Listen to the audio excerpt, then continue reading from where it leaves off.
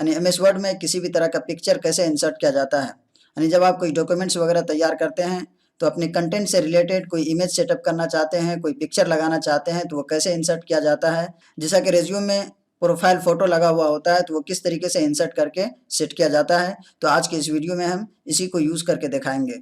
तो चलिए शुरू करते हैं।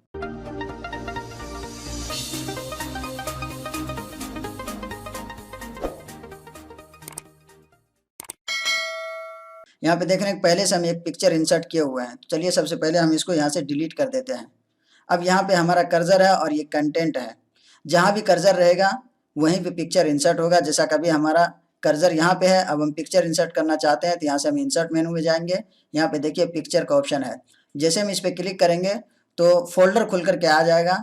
जिस फोल्डर में आपका कोई पिक्चर है, जहाँ से आप कोई पिक्चर इंसर्ट करना चाहते हैं तो उस फोल्डर में जा करके कोई पिक्चर इंसर्ट कर सकते हैं। तो चलिए यहाँ से हम इस पिक्चर पे क्लिक करते हैं, ये सिलेक्ट हो गया। अब जैसे हम इंसर्ट पे क्लिक करेंगे तो ये देखिए पिक्चर यहाँ पे आ चुकी है, ये इमेज यहाँ पे आ चुका है।